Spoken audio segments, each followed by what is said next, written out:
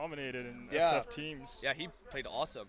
And we have Specs from Edmonton. Yes. Next. Specs, a Batista player. He's kind of known for that playstyle. Plays Guile as well in Ultra Street Fighter 4. Tends to stick to zoning type characters. Yeah, zoner, and he plays Kanji in Persona 4, so he likes to mess around with grapplers a little bit too. I don't know who street11 plays actually. He uses LIN. Yeah. The thing with Daniel is he either uses the schoolgirl type characters or the oldest males. Oh, I got you. So he uses Gen in SF4, and then you see his team in KOF. KOF. It's got Yuri and Chin. Yeah, yeah. So I heard Daniel was pretty good at this game, but I've never seen him play, so I'm kind of interested in. It's gonna be. He's been good at every fighting game he's picked up so far, so it's gonna be interesting to see what kind of tech and what kind of things he's been working on with his character. Yeah, he's a very technical player and very talented. Like he's just really able to pick up games quickly and learn the ins and outs. Yeah, definitely.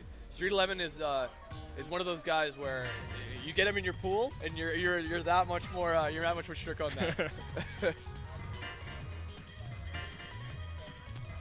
All right. So with the purple and pink colors. I like it. Reanimate here. Yeah. Maybe maximum kawaii. Okay, so like LIN needs. Batista needs to really zone out LIN here and then pick his spots to go in, but Daniel just rushing in there. Getting in there. Ooh! Good confirm. That was drops nice. the combo.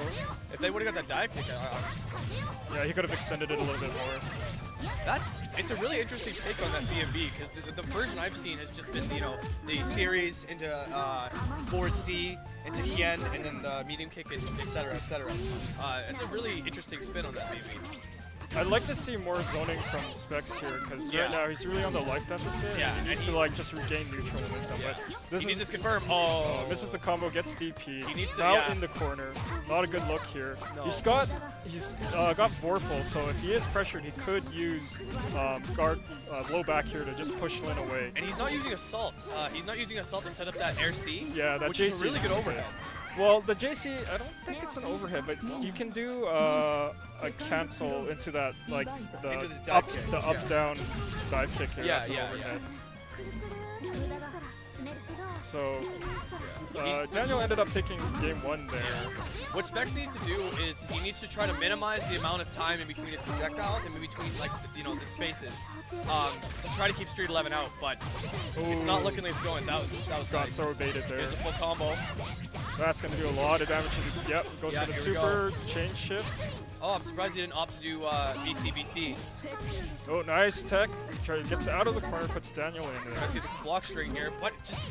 He gave him so much space. He gave him too much space. It wouldn't have been so bad if he set up some zoning tools, but he just didn't. He just kind of went back there. Well, I mean, the space he was trying to set up his block string pressure from, if he would have been charging in the mid, and I think it was a stand C he ended the block string with. If he would have been charging, he at least could have done it like an up laser or a fireball of some sort to try to keep the pressure there. But he opted to backdash, and that gave street11 all the time in the world to get out of the corner and start making his offense happen. Yeah. And Batista, for those who don't know, she is a charge character, but her charges are very weird. Like her regular fireball, the slow-moving fireball, is a back forward, but her lasers are forward backs. But we'll see if Specs can bring this back here. But good shield guarding from Daniel. Yeah. It is looking like street11 does have a bit of a fundamental advantage as well. Yeah. His fundamental knowledge is just, and you see it in his play. Yeah. It's hard. It's hard to match. It's hard to match that kind of skill. Yeah, Specs hasn't been playing too often here. No. He's been really busy with work and other projects. Yeah. Here, so. Yeah, as we were mentioning, life does get in the way every now and again. Ooh, good flash kick out of there. Tries to apply some pressure. Yeah. But everything getting shield guarded there. Now shield guarding also reduces the frame advantage on those blocks, or those pressure strings. Is there a little bit of pushback as well? A little bit as well. Yeah. See, if I was Specs, even in the life deficit, I mean, it's too late now, but when he was in that life deficit, I would have tried to at least try to secure Vorpal, and that way you're able to control it so at least LIN doesn't have exactly. LIN doesn't have access to chain shift, to building meter.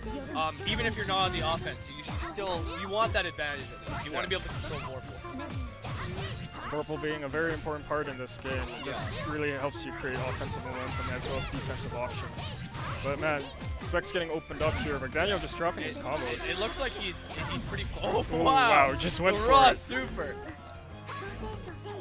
Okay, Yeah, well let's like see. He's not establishing zoning. Nice dodge on the air EX Kuga there. Yeah.